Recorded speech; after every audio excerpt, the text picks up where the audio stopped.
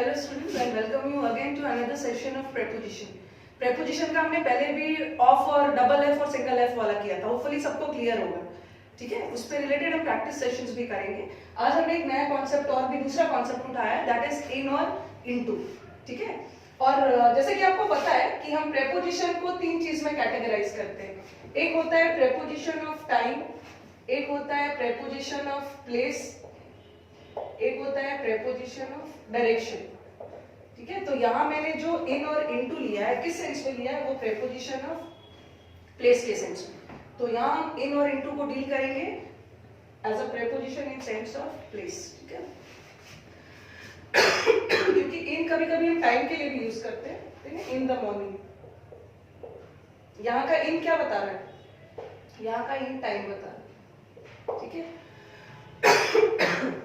और मैंने बोला the students are sitting in the classroom. यहाँ का इन क्या बता रहा है, प्लेस बता रहा है. ओके, तो यहाँ हमने इन को यूज किया किस सेंस में, प्लेस के सेंस में. इन और इनटू जो भी बताएगा प्लेस के सेंस में. Okay, don't need to get confuse.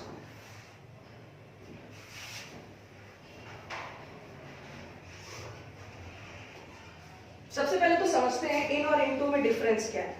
बहुत जगह देखा है बुक्स, बहुत सारे बुक्स में वो लिख देते हैं कि इन में कोई मोशन नहीं होता है और इनटू में मोशन होता है, बट कई बार इन में भी मोशन होता है. तो बस एक कॉन्सेप्ट आप याद रखोगे, इन और इनटू में बेसिक डिफरेंस क्या है वो याद रखोगे ना, तो किसी भी सेंटेंस में प्रॉब्लम नहीं होगा पिक करने में कि कहाँ इन का यूज करना है और कहाँ इनटू का. सिंपली हमको याद रखना है कि इन में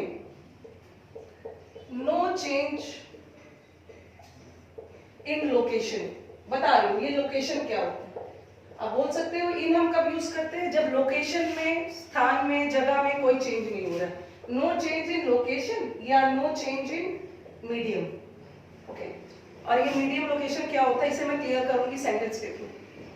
और इनटू में द मीडियम और द लोकेशन चेंजेस. सेंटेंस से क्लियर हो जाएगा कि ये मैं मीडियम और लोकेशन किसको बोल रही हूँ. तो इन में लोकेशन और मीडियम चेंज नहीं होता, बट इनटू में द लोकेशन और the medium changes. I am giving you some examples, it will be clear from the examples.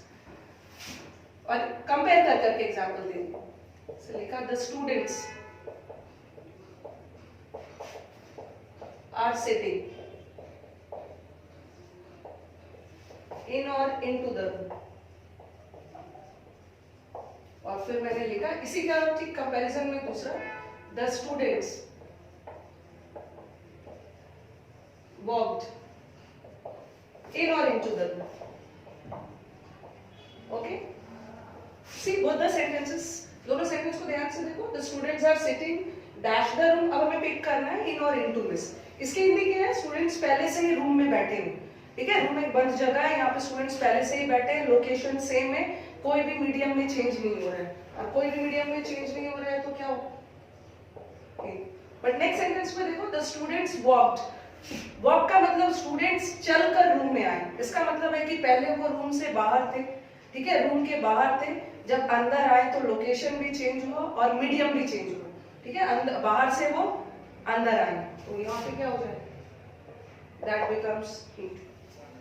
ऐसा भी सेंटेंस हो जाए. अगर सेंटेंस ऐसा होता, the students are walking in the room. और फिर मैंने लिखा, अब सेंटेंस का थोड़ा कॉन्टेक्स्ट समझना है. Okay, the students are walking into the room. देखो आपको लगेगा कि सेकंड वाला सही है, फर्स्ट वाला गलत है, ऐसे दोनों सही.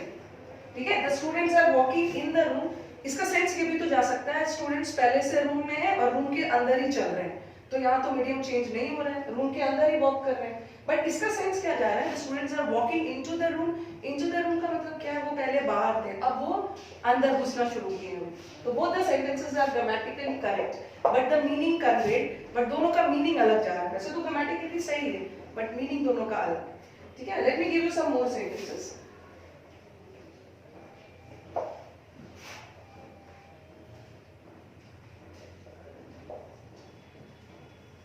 जितना ज्यादा मैक्सिमम एग्जांपल्स करोगे ना, ठीक है, थ्योरी से ज्यादा इंपॉर्टेंट है एग्जांपल्स। एग्जांपल से आपका कॉन्सेप्ट और भी क्लियर होगा। और वैरायटी ऑफ एग्जांपल्स करो, कैसे कैसे सेंटेंसेस आएगा और आपको कौन सा सही ऑप्शन चूज करना है।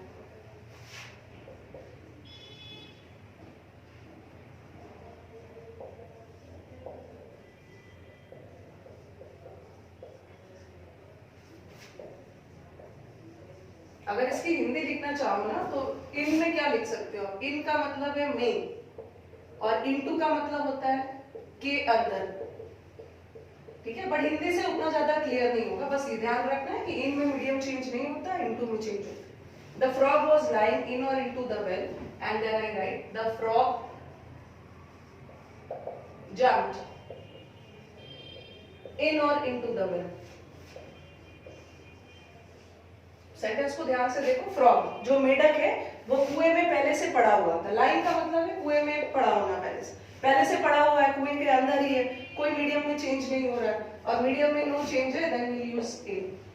बट यहाँ तो फ्रॉग जंप करके कुएं में गया, इसका मतलब है कि पहले वो कुएं से बाहर था, ठीक है, उसका मीडियम अलग था, कुएं में गया दूसरा मीडियम में, तो दैट इज ओके। आप चाहो तो इसका स्क्रीनशॉट ले सकते हो। अभी मैं और भी बहुत सारे एग्जांपल्स देने वाली हूँ, और एग्जांपल्स के साथ साथ हम कुछ एक्सेप्शंस भी करें। Okay,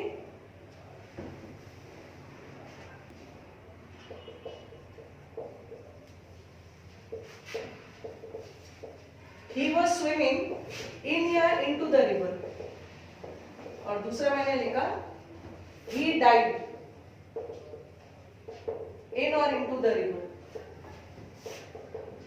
and then again third sentence he plunged in or into the river।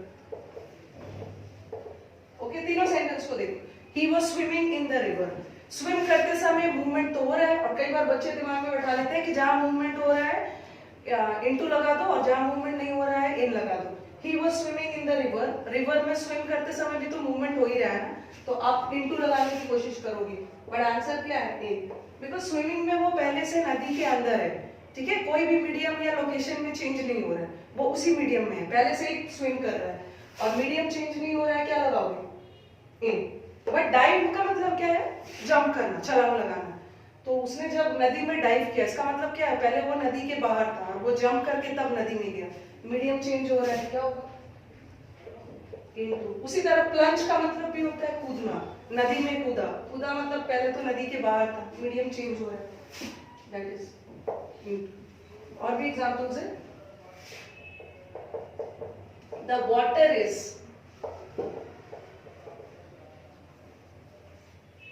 the water is in या into the bottle, ठीक है, and then I write the word pour,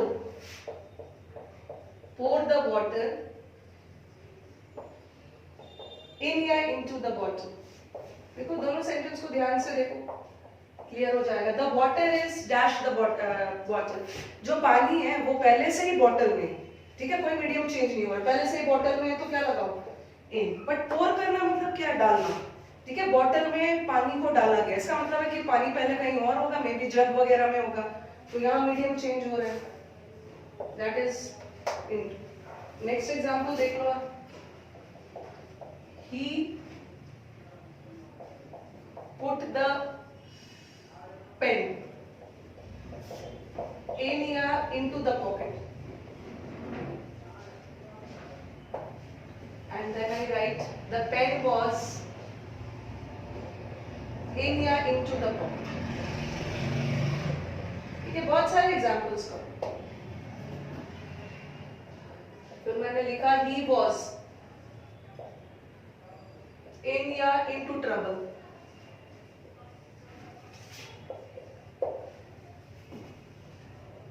don't put him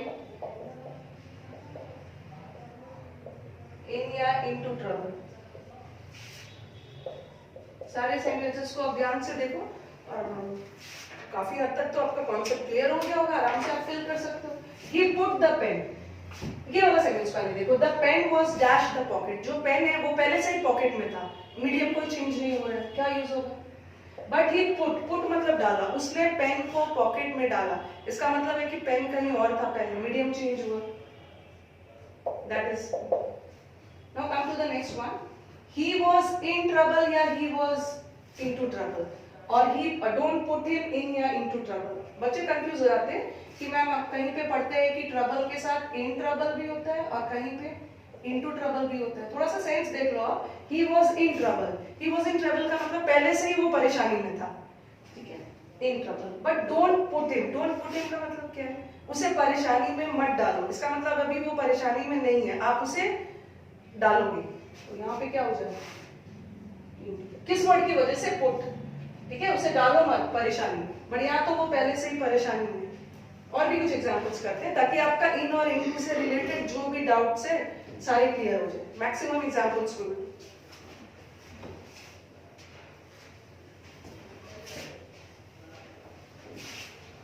कई बार बच्चे ये भी preposition में रखना तो बिल्कुल नहीं कि वर्ड्स जा जाके बदल जाते हैं. ट्रांसलेट. बच्चे रट के आ जाएंगे. ट्रांसलेट जहां भी रहेगा उसके साथ इनटू लगाना है. बट ऐसा नहीं है. ठीक है, सेंटेंस का कॉन्टेक्स्ट देखते हुए डिसाइड करना है कि कहां इनटू कहां टू लगने वाला.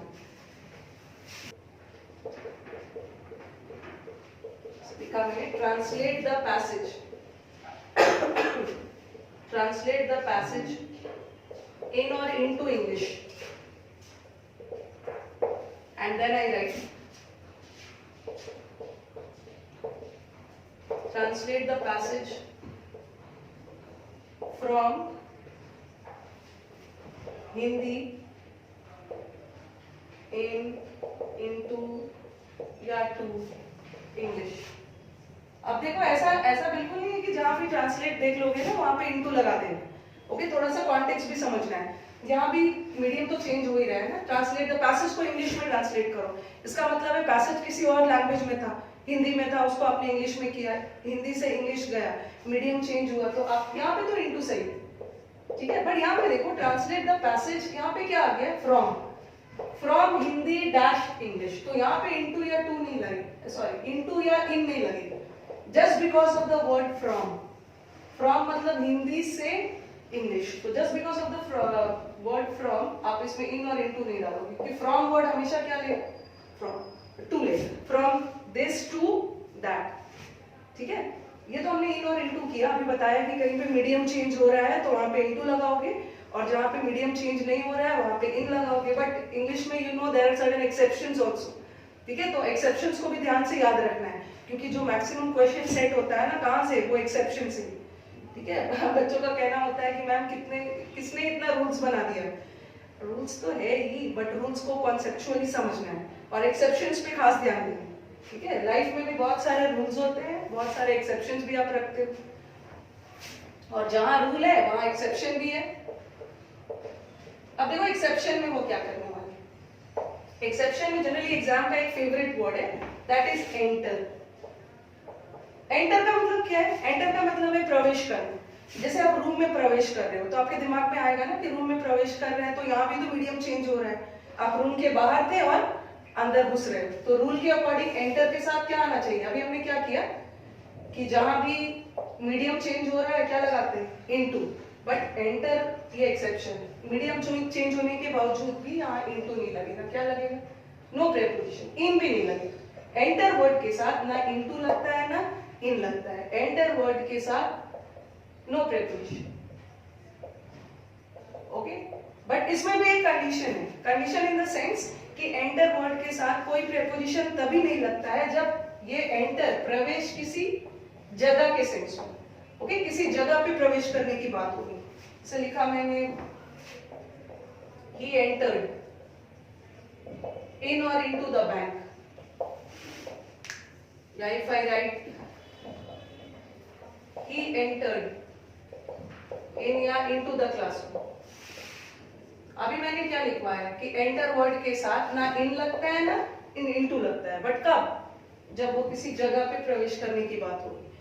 बैंक क्या है? Bank is a place. Classroom is also place. और यहाँ पे एंटर कहाँ प्रवेश करने की बात हो रही है? बैंक में, क्लासरूम में, किसी जगह के सेंस में. तो ना इन आएगा ना इनटू आएगा. सिंपली क्या होगा? he entered the bank, he entered the classroom. ठीक है, बट प्लेस के सेंस में तो नो प्रेपोजिशन होगा, बट कभी कभी प्रेपोजिशन आता है। कब आता है? If you enter into an alliance, if you enter into a discussion,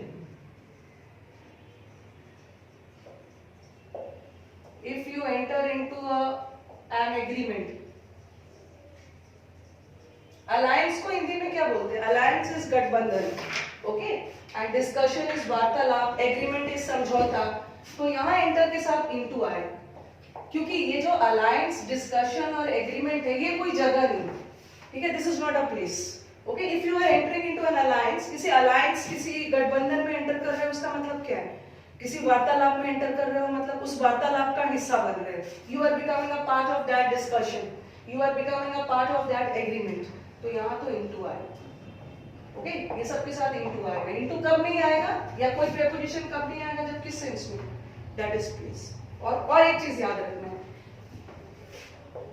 इसका भी आपको वीडियोस मिलेगा, एंटर और एंट्री कभी कभी पार्ट ऑफ स्पीच बदलता है, ठीक है। पार्ट ऑफ स्पीच मतलब नाउन, प्रोनाउन, एडवर्ब, एडजेक्टिव बदलता है, तो साथ में प्रेपोजिशन भी चेंज होता है। अभी मैंने क्या बताया था कि एंटर क्या है? वर्ब है, किसी जगह पे एंटर कर रहे हो, वर्ब है। बट एंट्री क्या है? Entry is a noun.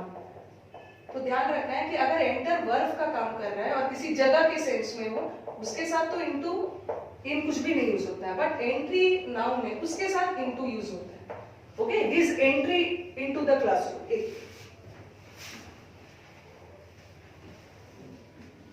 लिखा मैंने, his entry dash the classroom